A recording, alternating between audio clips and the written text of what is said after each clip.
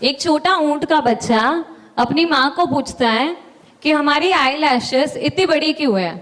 तो उसकी माँ बोलती है कि हम रणभूमि के प्राणी हैं, धूल हमारी आंखों में ना चली जाए, इसलिए हमारी आंखों की लैशेस इतनी बड़ी है ताकि वो हमें धूल से प्रोटेक्ट करे।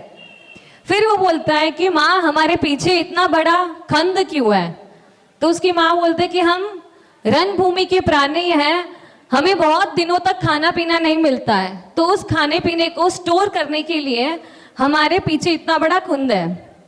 फिर वो बोलता है कि मम्मी हमारे पाँव जो है वो पाँव के तलिए इतने सॉफ्ट सॉफ्ट क्यों है, ताकि रन में हम इजीली चल पाए, वो हमें चुभे ना। लास्ट क्वेश्चन वो अपने मम्मी को पूछता है कि मम्मी हमारे शरीर की रचना इस हिसाब से की है, फिर हम प्राणी संग्रहालय यानी किसी को नहीं पता, प्राणी संग्रहालय जू, फिर हम जू में क्या कर रहे हैं।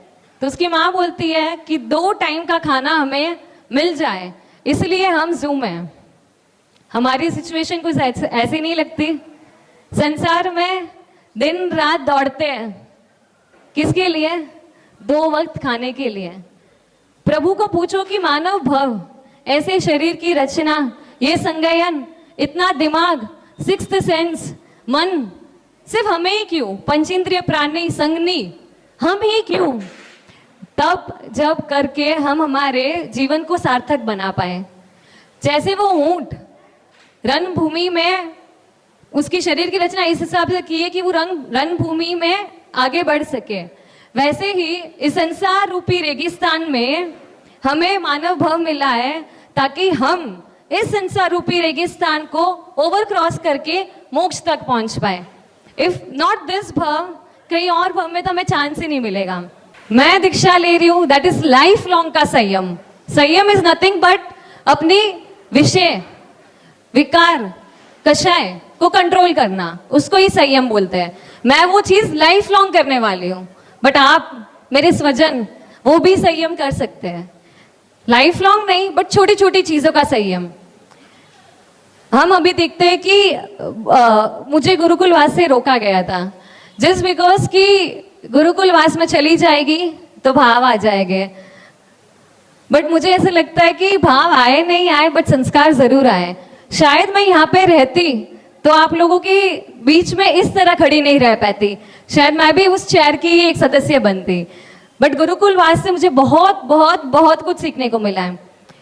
आज के डेट में हम देखते हैं कि बच्चा अपने माँ बाप का इत्तू सा भी नहीं सुनता है। अगर हम सिर्फ फोन भी उसको बोल देना कि स्टॉप कर दे यूज करना, इत्तू सा भी नहीं सुनता है। मुझे बहुत सारे लोगों ने बोला कि मैं ब्रेन वॉश थी, तो मुझे हंसी आती है। मैं पूछती हूँ अगर ब्रेन वॉश करना इतना आसान है तो अब अपने बच्चों से मोबाइल छोड़ के दिखाओ।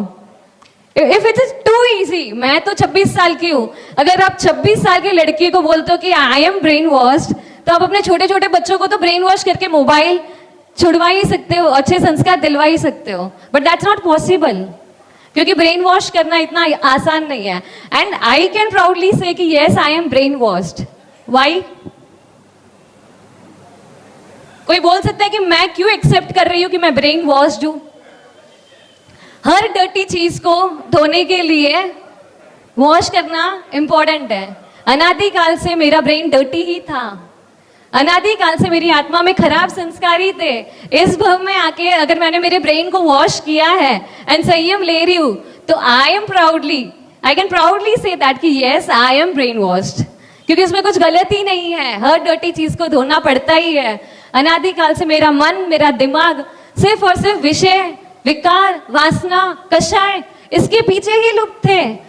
और अब अगर धोने का मौका मिल रहा है तो इससे ज्यादा पॉजिटिव चीज और क्या ही हो सकती है। मुझने अंदर थी जो